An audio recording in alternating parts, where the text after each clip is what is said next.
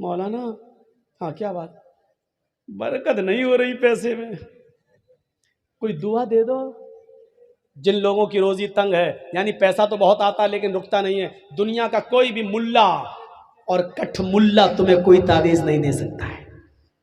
ارے یار وہ مولوی تجھے کیا دعا دے گا بیچارہ، وہ خود 10,000 روپے مہینے میں پڑھا رہا ہے، اس کی روزی میں خود برکت نہیں ہو رہی ہے، وہ خود 8,000 روپے مہینے میں پڑھا، وہ تو تجھے تعویذ دے گا، وہ تجھے کوئی راستہ بتائے گا؟ تو غلط جگہ پہ جا رہا ہے۔ وہ دل کی تسلی کے لیے کچھ لکھ کے دے دے، تو لٹکا لے، وہ الگ بات ہے، لیکن اللہ کی قسم مولوی کے پاس رزق میں برکت کی کوئی دعا نہیں ہے۔ اللہ نے صاف کہہ دیا اگر روزی میں برکت چاہتے ہو تو یہ طریقہ اپناؤ، وَمَنْ أَعْرَضَ عَنْ ذِكْرِي فَإِنَّ لَهُ مَعِيشَةً ضَنْكَ، جو میرے ذکر سے اعراض کرے گا۔ یہاں ذکر سے مراد نماز ہے، ذکر سے مراد نماز ہے۔ دیکھیے اللہ نے قرآن میں دوسری جگہ کہا فَإِذَا نُودِيَ لِلصَّلَاةِ مِنْ يَوْمِ الْجُمْعَةِ فَاسْعَوْا إِلَىٰ ذِكْرِ اللَّهِ یا ایھا الذین آمنوا اذا نودی للصلاۃ، اے ایمان والو جب تمہیں جمعے کی نماز کے لیے بلایا جائے، اذا نودی للصلاۃ، جب تمہیں نماز جمعہ کے لیے آواز دی جائے، یعنی اذان ہو، فاسعوا الی ذکر اللہ، تو تم دوڑ پڑو کہاں؟ اللہ کے ذکر کی طرف، یعنی نماز کے لیے۔ ذکر سے مراد کیا ہے؟ نماز۔ یہاں ذکر اللہ نے کس کو کہا؟ نماز کو۔ یہاں اللہ نے کیا کہا؟ وَمَنْ أَعْرَضَ عَنْ ذِكْرِي، جو میرے ذکر سے منہ موڑے گا، فَإِنَّ لَهُ مَعِيشَةً ضَنْكَ، ہم اس کی روزی تنگ کر دیں گے۔ میرے ذکر سے مراد نماز، یعنی نماز کے وقت جو منہ موڑے گا ہم اس کی روزی تنگ کر دیں گے۔ آپ نماز پڑھنا شروع کر دیجئے، روزی کے دروازے کھل جائیں گے، روزی کے دروازے کھل جائیں گے۔ اب اعراض کسے کہتے ہیں وہ بھی سن لیجئے، منہ موڑنا کسے کہتے ہیں؟ مثال دوں،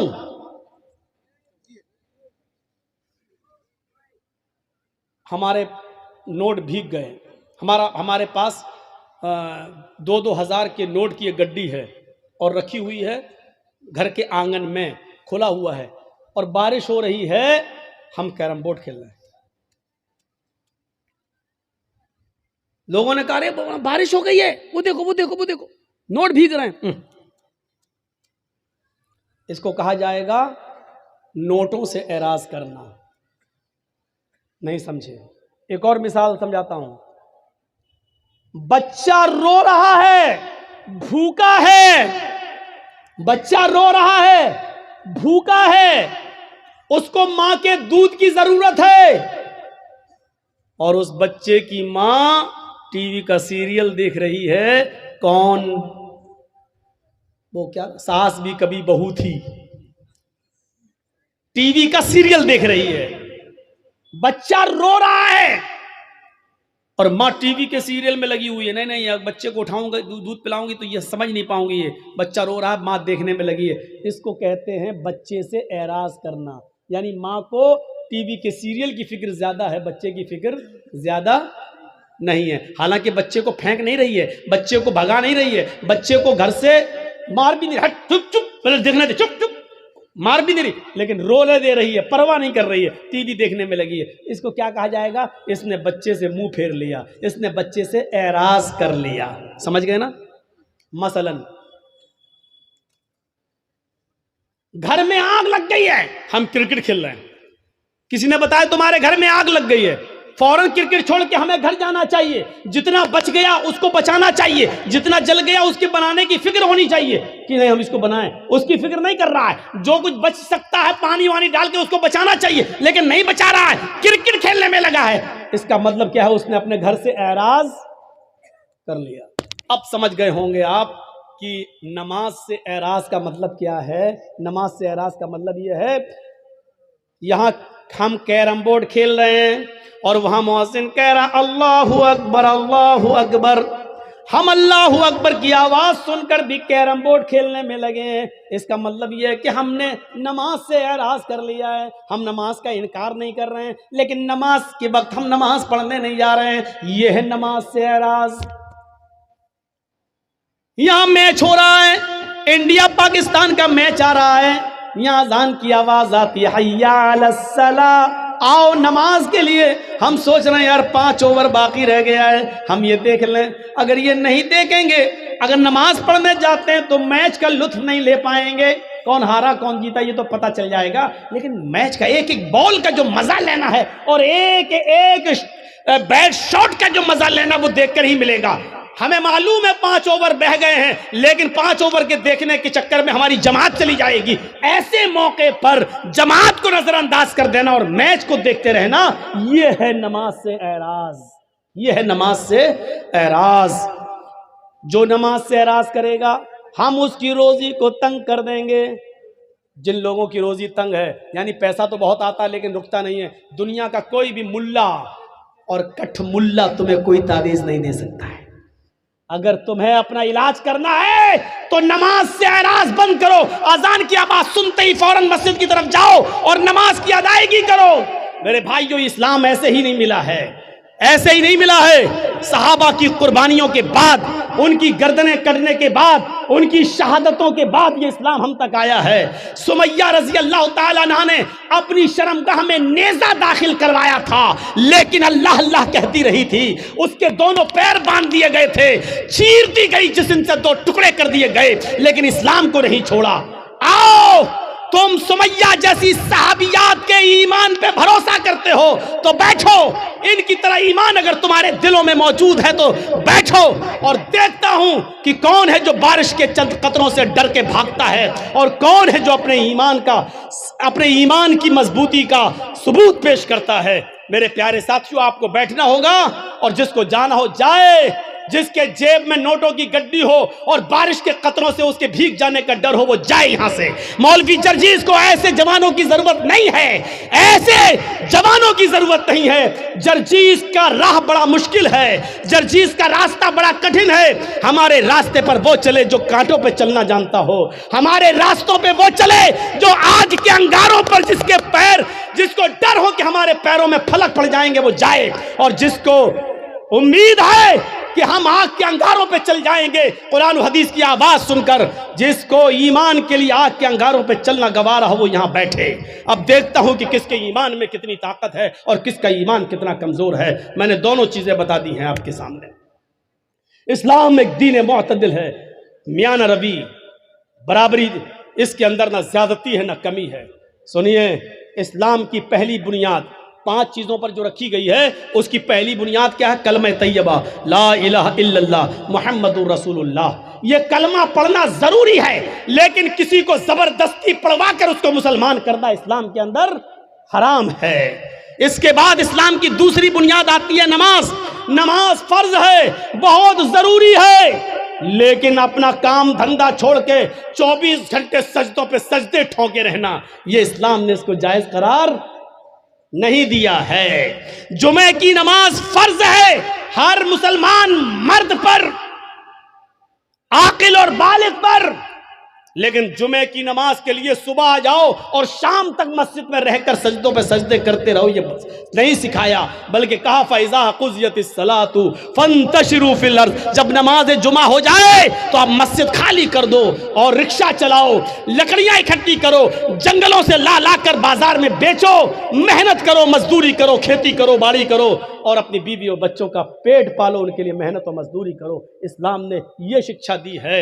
नमाज फर्ज है, लेकिन 24 घंटे सजदा करना इस्लाम के अंदर जायज नहीं है। ज़कात गरीबों की बहुत बड़ी हमदर्दी है। आपके पास एक लिमिट है, हिंदू धर्म में भी ज़कात है, लेकिन लिमिट नहीं है। ये इस्लाम लिमिट मुतय्यन करता है, कितना सोना होना चाहिए तब कितनी ज़कात होगी, चांदी कितनी होनी चाहिए तब उस पर ज़कात होगी। सोना और चांदी नहीं है, लेकिन पैसा है, कितना पैसा हो कि उस पर ज़कात होगी। आपके पास मछलियों की तालाब है तो कितनी मछलियां होनी चाहिए जिस पर आपके पास ज़कात होगी। आपके पास बकरियां कितनी हैं कि तालाब जिस पर क्या आपके ऊपर ज़कात फर्ज है। आप खेती बाड़ी करते हैं, कितना धान होना चाहिए कि आपके ऊपर ज़कात है, कितना गेहूं होना चाहिए कि उस पर आप ज़कात देंगे। बारिश के पानी से खेती पैदा हुई है तो उस पर कितनी ज़कात है। बारिश नहीं हुई है, आपने पैसा दे देकर पानी खरीद कर खेतों में दिया है तो उसके पानी से जो पैदावार हुई उस पर कितनी ज़कात है। इस्लाम ने एक एक चीज को कंप्लीट कर दिया और बता दिया है। मौका नहीं है कि इन सारी चीजों को आपके सामने रखा जाए, आपके सामने रखा जाए। आप अपने जिस मकान में रहते हैं उस पर ज़कात है या नहीं। एक मकान के अलावा 2-3 प्लाट आपने और खरीद रखे हैं, उस पर ज़कात है या नहीं। अगर वो मकान प्लाट आपके हैं तो उस पर ज़कात है या नहीं। अगर उसको बेचने के लिए रखे हैं आप اس کو بیچیں گے، بزنس کر رہے ہیں، اس کو بیچ کر پھر دوسرا خریدیں گے، تو بیچنے کی نیت سے جو آپ نے زمین اور پلاٹ خریدے ہیں تو اس پر زکوٰۃ ہے یا نہیں ہے؟ تو کتنی ہے؟ آپ کپڑے کا کاروبار کرتے ہیں، اس پہ زکوٰۃ ہے یا نہیں؟ جس دکان میں بیٹھتے ہیں اس پہ زکوٰۃ ہے یا نہیں؟ دکان پہ جو مال رکھا ہے اس پہ زکوٰۃ ہے یا نہیں؟ یہ تمام چیزیں اسلام نے بتا دی ہیں، اس لیے کہتے ہیں کہ اسلام ایک مکمل مذہب ہے جو کسی دوسرے دھرم کے اندر آپ کو نہیں ملے گا۔ اتنا لکھا غریبوں کو دو، کتنا دو؟ کچھ نہیں، کروڑوں والا 1 روپیہ دے کے بھی نکل جا، ہو گیا۔ لیکن اسلام میں اگر 1 لاکھ روپیہ تمہارے پاس ہے تو 2500 دینا پڑے گا، 2500۔ اگر 2400 دو گے اور 100 روک لیا تب بھی آپ گناہگار ہیں، یاد رکھیے گا۔ 1 لاکھ ہے، 2500 آپ پر زکوٰۃ بن رہی ہے، اگر آپ نے 2499 روپے دے دیے اور 1 روپیہ روک لیا تو آپ گناہگار ہیں۔ اسلامی حکومت ہوگی تو آپ سے جنگ کی جائے گی، آپ سے قتال کیا جائے گا، آپ سے لڑا جائے گا۔ اگر آپ 1 روپیہ دینے سے منع کریں گے تو آپ کے خلاف جہاد کیا جائے گا۔ میرے بھائیوں سوچو، یہ اسلامی رولز ہیں۔ یہ بڑے بیٹھے بڑے بڑے چودھری اور سرمایہ دار، بڑی بڑی بلڈنگوں کے مالک، آج جن کے پاس کروڑوں کی ملکیتیں ہیں، حساب لو تم زکوٰۃ دیتے ہو یا نہیں دیتے ہو اپنے مال کی پوری پوری۔ اسلامی حکومت ہوتی تو زبردستی لے لیا جاتا، نہیں ہے۔ وہ کہے گا بے آج تو مولویوں کو سب سے زیادہ سننا پڑتی ہے، آ گئے صبح صبح میرے پاس لینے، بیٹھو 10 بجے اٹھیں گے، صاحب سو رہے ہیں۔ اللہ کا شکر ادا کرو کہ ان مولویوں نے تمہارے لیے بہت آسانی پیدا کر دی، ورنہ ذمہ داری تمہاری تھی مدرسوں میں پیسہ پہنچانے کی۔ یہ تمہارے گھر آ کر تمہیں عذاب الہی سے بچا رہے ہیں، تمہارے گھر آ کر، اور تم ان مولویوں کے بارے میں کہتے ہو کہ جاؤ صبح آنا، جاؤ 10 بجے آنا، ابھی ہم سو رہے ہیں۔ یہ زمین کہیں پھٹ نہ جائے، اور اے امیر آدمی، اے چودھری، کہیں تو اس زمین کے اندر دھس نہ جائے۔ مولویوں کی 2 سال کرونا رہا، کبھی آپ نے سوچا علماء کا کیا ہوا بیچاروں کا؟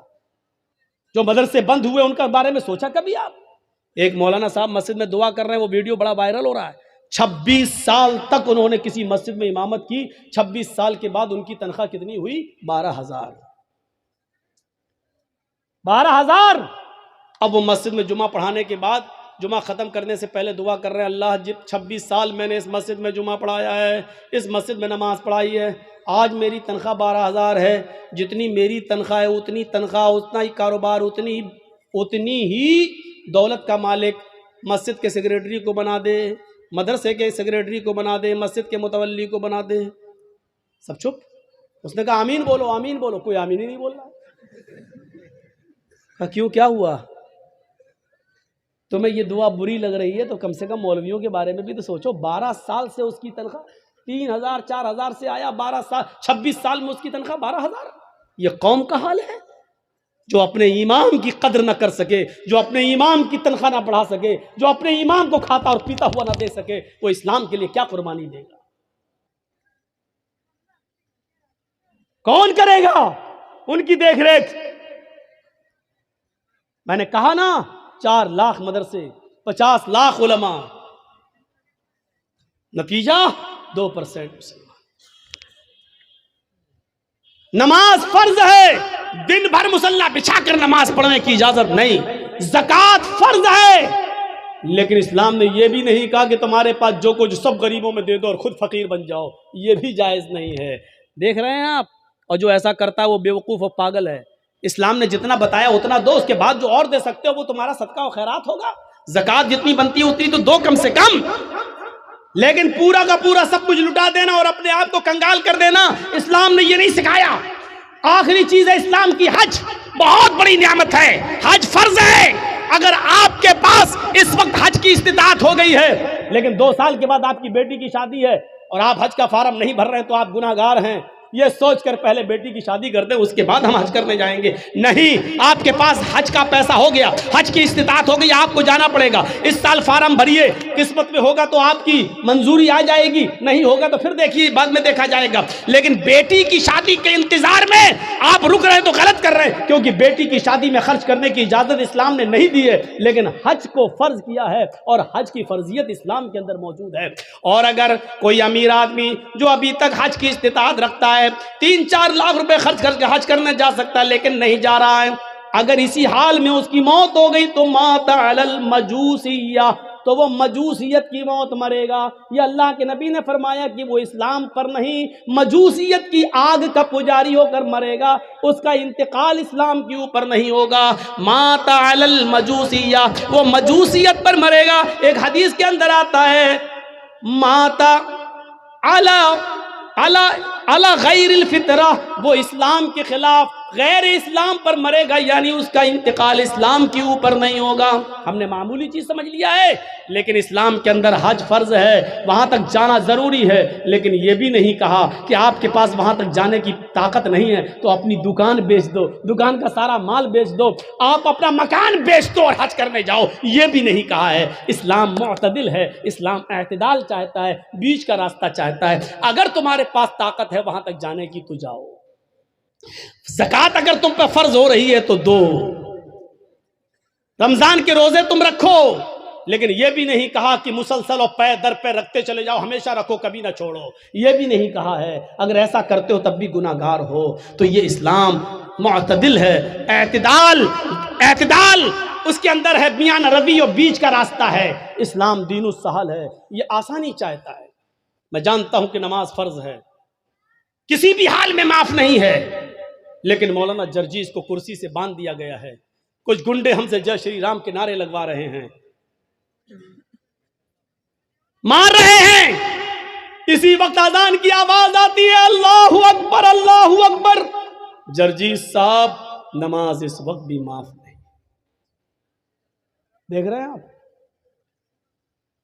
جرجیز صاحب کہہ رہے ہیں ظالموں مار لینا مجھے، لیکن نماز کا وقت ہو گیا، کم سے کم مجھے نماز پڑھ لینے دو۔ یہ کہنا پڑے گا جرجیز صاحب کو۔